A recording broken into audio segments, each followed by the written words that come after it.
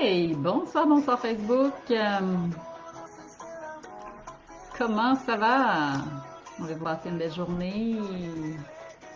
Donc, on se retrouve pour un autre live. Aujourd'hui, il va être encore question des défis dans les relations de couple. Donc, quand tu es là, tu me dis bonjour. Tu peux aussi m'écrire si tu écoutes en replay. Puis aujourd'hui, bien, on va avoir de la compagnie. Parce que j'ai pas seulement mon petit bout de chou, mais j'ai Cristal. Puis aussitôt que je m'installe, avez-vous ça un chat à la maison? Puis aussitôt que vous vous installez, genre pour écrire, pour travailler, c'est toujours le chat qui grimpe. En tout cas, moi, c'est un classique. Alors, continuez de me dire allô quand vous arrivez. Confirmez-moi que le son est bon. Donc, on va passer encore le prochain plus ou moins 15 minutes si vous êtes libre. Si je fais ça plus court, tant mieux. Mais j'ai un sujet chaud aujourd'hui. C'est pour ça que j'ai mis une petite bachata pour nous mettre dans l'ambiance. On va aborder ce qui, selon moi, est mon troisième défi le plus courant que j'observe dans mes consultations quand j'accompagne les couples, l'intimité et la sexualité. Quand on se rend compte que la fréquence et les désirs ne sont pas les mêmes chez chacun des partenaires. Avez-vous déjà vécu ça? Encore une fois, je lève ma main parce que toutes ces réalités-là, si je ne les ai pas vécues dans une précédente relation, peut-être que je les ai vécues dans celle-ci. Donc aujourd'hui, j'ai le goût de vous amener avec des pistes de réflexion, mais également avec un autre outil. J'ai encore le goût de vous partager des outils que moi-même j'ai intégrés dans ma vie personnelle, dans ma vie intime, mais aussi que souvent je vais recommander aux gens qui viennent me rencontrer de pratiquer. Alors, je commence ça tranquillement. S'il y a des gens qui s'ajoutent, vous continuez de me dire bonjour, faites-moi des pouces, faites-moi des likes. Des fois, il y a un petit délai au niveau de la relance. Fait que si je ne vois pas vos commentaires tout de suite, je finis toujours par vous lire en cours de route. Alors, bon, le cristal, si tu commences cet été. En plus, j'ai un chat qui tète, moi. Je pense qu'elle a été sévrée trop de bonheur, elle. Dis bonjour aux gens, puis là, tu vas retourner par terre, madame. OK! C'est sûr qu'elle va me déconcentrer, sinon. Donc, je te partage aujourd'hui la fameuse intimité, l'intimité, la sexualité, la fréquence. Ça, j'aurais le goût de t'entendre. Évidemment, souvent, c'est un sujet tabou. C'est pas tout le monde qui est à l'aise de parler d'intimité puis qui est à l'aise de parler de sexualité. D'abord, pour moi, il y a quand même une nuance entre les deux. Donc, évidemment, je vais m'ouvrir sur ce sujet-là aujourd'hui. Oui, j'ai découvert ça dans ma relation actuelle. Il y a une différence entre la sexualité et l'intimité. Et que souvent, les gens ne faisaient pas bien la nuance entre les deux. Donc, tout était mis dans le même panier. Et pour pouvoir aller dans la sexualité à travers la génitalité, évidemment, il y a toute une histoire d'intimité puis de connexion relationnelle à aller créer avec son partenaire. Donc, je t'ai sorti quand même une liste que je trouvais très pertinente, des peut-être les 5 blocages les plus courants qui pouvaient amener des enjeux au niveau de l'intimité. Alors, tu pourras me dire si ça te parle. Peut-être que toi, tu te reconnais là-dedans dans un point, peut-être absolument dans aucun, puis c'est bien correct. Donc, le premier que j'ai sorti, qui est le plus courant, selon moi, dans les couples qui sont ensemble depuis un moment, c'est la fameuse routine, le fameux pilote automatique. Vous savez, le métro, boulot, dodo, des fois ça peut être en lien avec les responsabilités parentales, donc le stress lié au travail, ça peut être aussi, il y a comme quelque chose qui s'est installé, on devient genre des super partenaires, on vit ensemble, on est beaucoup plus dans un espace de colocation, c'est-à-dire que au niveau de l'intimité puis de la sexualité, c'est de moins en moins présent. Donc ça fait partie des éléments que je vais observer régulièrement, donc au niveau des relations, surtout pour ceux qui sont en couple depuis longtemps, mais ne vous surprenez pas, il y a quand même des gens pour qui la fréquence, le désir, dépendamment des âges aussi que vous avez, de type d'expérience que vous avez vécu, il peut avoir un clash. Hein. C'est-à-dire que si un partenaire arrive d'une expérience ou d'un univers où lui, il y a eu beaucoup de sexualité, puis de génitalité, puis il a été très satisfait dans un passé, par exemple, il pourrait arriver dans une autre relation où ce besoin-là aurait peut-être moins besoin d'être comblé.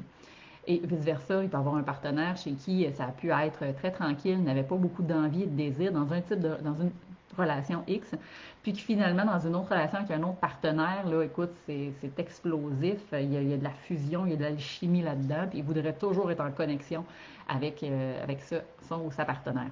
Donc, surprenez-vous pas, c'est pas parce que vous avez eu à un certain moment donné dans une relation, je vais dire un type d'appétit sexuel, que ça va être nécessairement la même chose dans toutes les relations. Là, pour ceux qui ont beaucoup été en mode célibataire, vous avez peut-être vécu ça, beaucoup de rencontres, beaucoup de fréquentations, puis de flirts où vous réalisez qu'effectivement, il y a une histoire un peu d'alchimie, c'est-à-dire qu'avec certaines personnes, il y a une grande connexion, avec d'autres, un peu moins.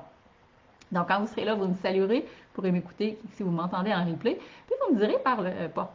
Ne serait-ce qu'en curiosité, s'il y a un de ces 5 éléments-là que vous pensez qui est le plus nocif ou qui correspond le mieux au genre de défi que vous pourriez avoir. Les fameuses blessures puis la rancune, hein, si vous n'avez pas écouté mes autres précédents lives, allez voir, j'ai parlé évidemment de la peur de déplaire, j'ai parlé aussi des non-dits, puis toutes les attentes qu'il y avait cachées derrière dans mes précédents lives. Donc, évidemment, s'il y a de la rancune, s'il y a des blessures accumulées, des différents conflits qui ne sont pas résolus, la rancœur, ça s'installe progressivement, ça crée une distance émotionnelle, puis évidemment, ça va répercuter au niveau aussi de la connexion sur le plan physique.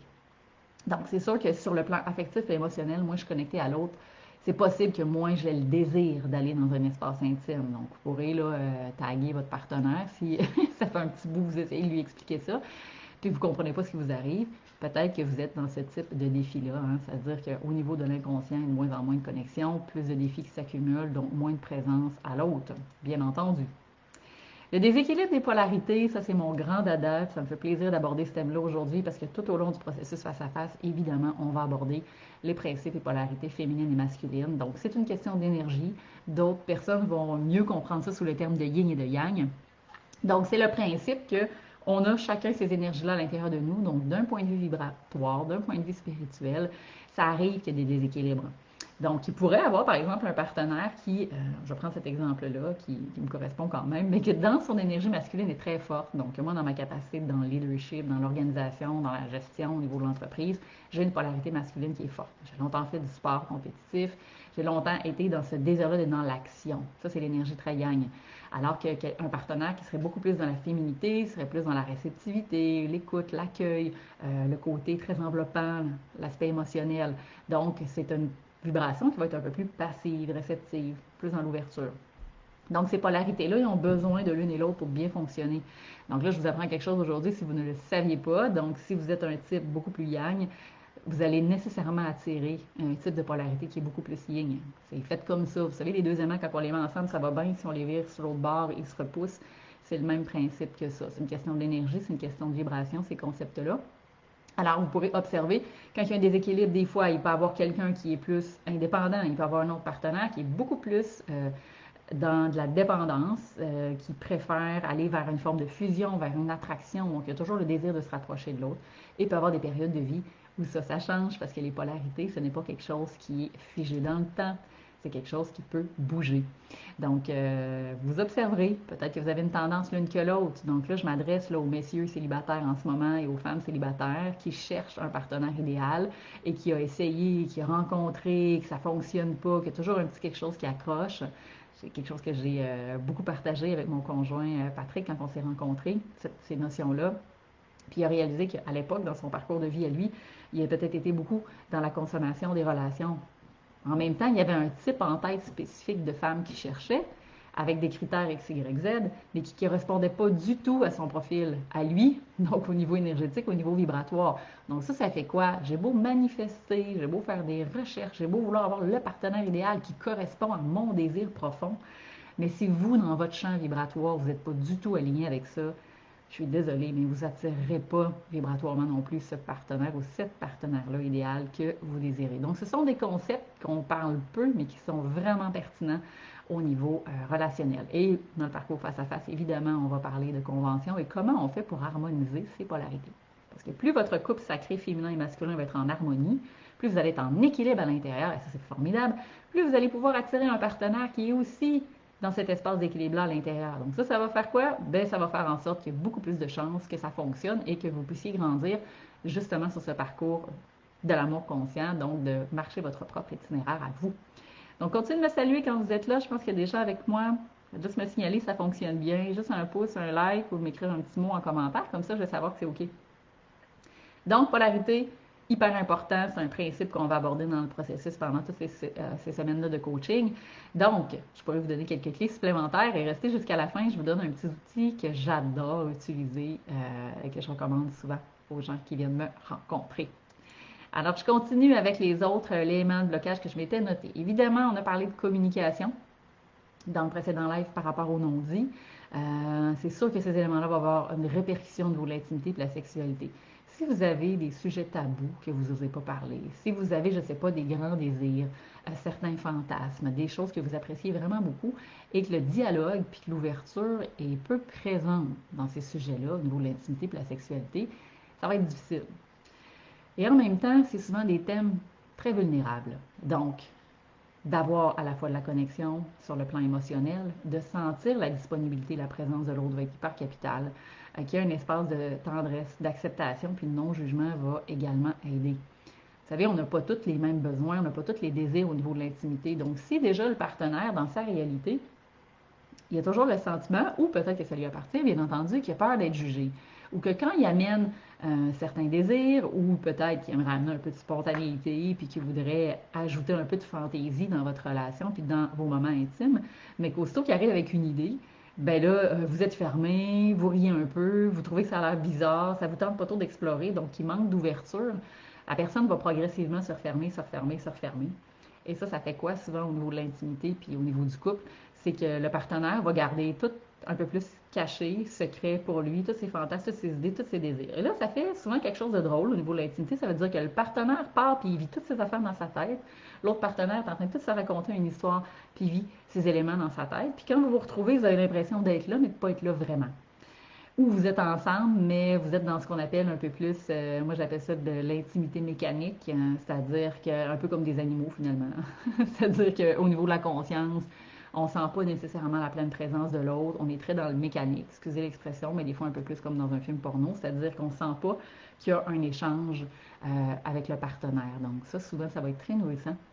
Et pour arriver à atteindre ça, restez jusqu'à la fin, je vous explique mon petit exercice. Mais avant ça, il va d'abord falloir ouvrir une forme de dialogue et sentir qu'il y a de l'ouverture réciproque. Et ça va être grandement facilitant et aidant.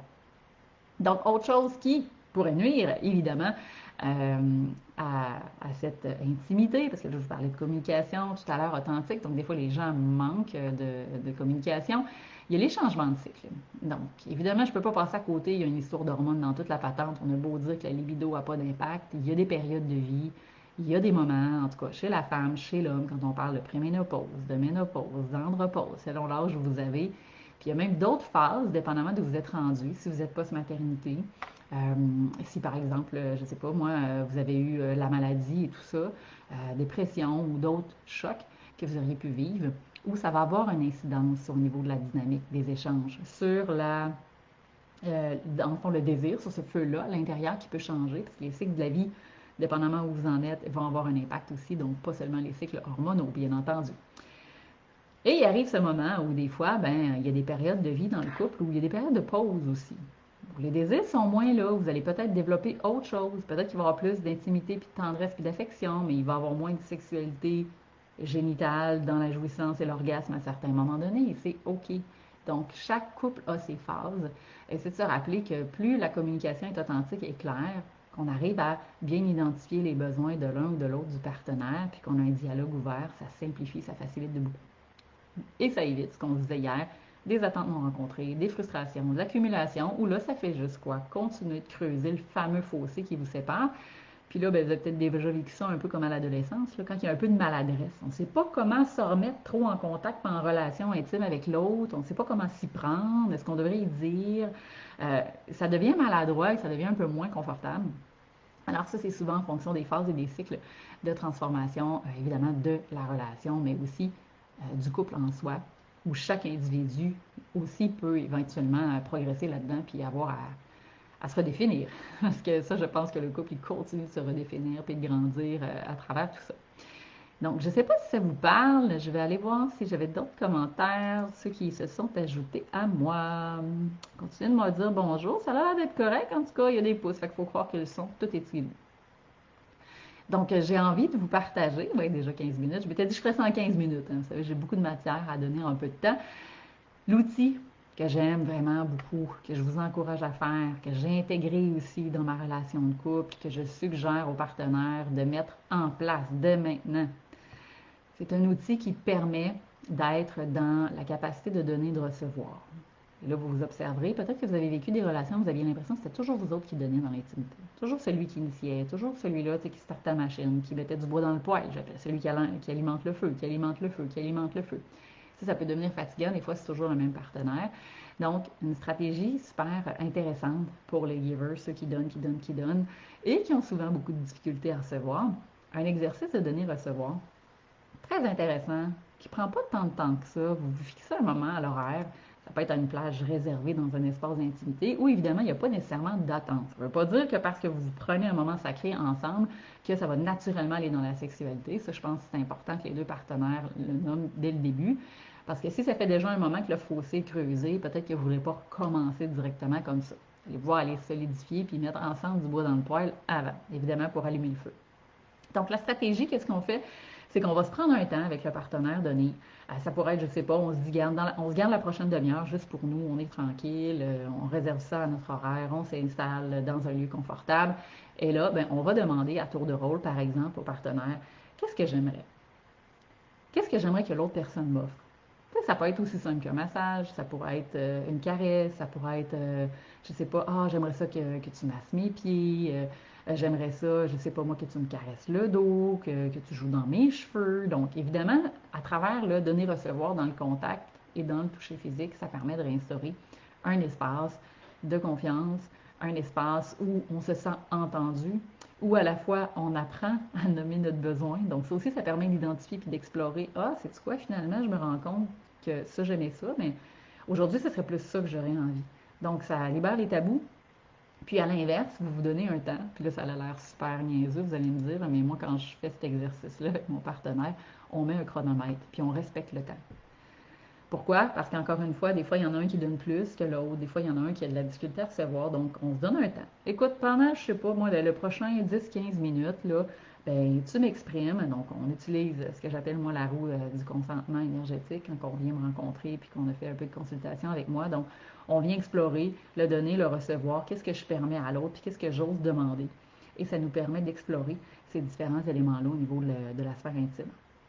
Puis finalement, de rebâtir progressivement peut-être un espace sécuritaire si c'est moins confortable. Parce que des fois, si je me rapporte à la période post-maternité, ben moi, de mon côté, j'ai eu une période où j'ai eu besoin d'adapter avec les transformations et les changements dans mon corps physique. J'étais en adaptation, j'avais de la difficulté à m'apprécier et à m'aimer à travers, évidemment, je veux dire, les traces que la maternité avait laissées sur mon corps. Puis c'est sûr que si on m'avait dit, OK, là, voici, on s'offre une partie d'intimité, on fait ça en plein jour, le grand soleil, tout nu comme ça, allongé sur le lit, ça se peut que je ne me serais pas senti bien. Donc, c'est important de respecter votre rythme en fonction de ce qui vous rend confortable dans cet espace-là. Ça va vous permettre de rétablir et d'être capable de dire, ben, finalement, écoute, je voulais que tu me masses les pieds, mais je me rends compte que, tu peux-tu aller plus doux? J'aimerais ça que tu pèses plus fort à certains endroits. Donc, ça aide à avoir l'espèce de communication et permettre aussi d'écouter l'autre. Quand on est juste dans répondre à son propre besoin, puis qu'on n'est pas à l'écoute, on n'est pas en train de faire un échange ou un partage. Pour moi, l'intimité, c'est un espace de partage qui est très important à cultiver, mais que ce n'est pas tout le monde qui a le réflexe en conscience de nourrir. Donc, ça, c'est un exercice très intéressant. Donc, formuler clairement, comme je disais, le besoin, la demande en étant à l'extérieur de la culpabilité, parce que là, on a déjà dit d'emblée qu'on était dans une posture d'ouverture. L'autre peut toujours accepter ou non d'adhérer à notre demande. Hein? Si ça ne tente pas, ça ne tente pas. Puis là, s'il est coincé dans la peur de déplaire, ben là, il faudra aller libérer ces blocages-là. Donc, on offre évidemment sans rien attendre en retour. Dans cette situation-là, ça pourrait même être aujourd'hui, c'est moi qui t'offre quelque chose dans cette période-là. On va fixer un autre moment où la prochaine fois, ça va être toi. Ça pourrait être ça. Nous, souvent, on l'intègre, on se fait chacun une partie. Ça peut être 15 minutes, 15 minutes. Puis on détermine ce dont on a le plus besoin et on s'accompagne là-dedans.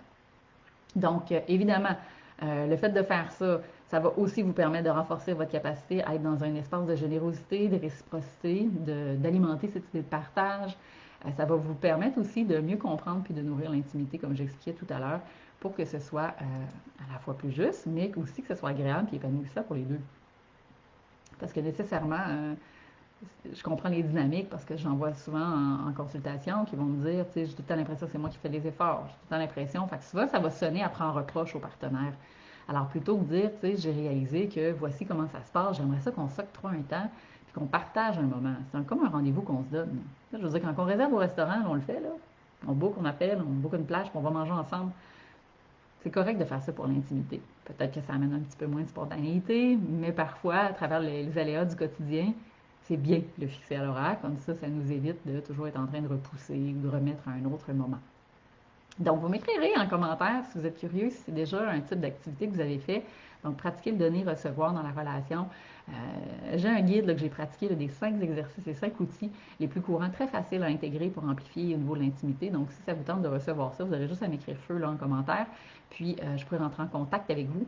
Puis, vous partager ces éléments-là à intégrer au sein du couple. Donc, qui sait, peut-être pour votre relation actuelle, qui sait pour la future relation, si présentement vous êtes dans une phase de rencontre, de dating ou juste de célibat platonique, à dire que tout est correct et juste. Donc, j'en profite pour vous dire que je serai également en live demain.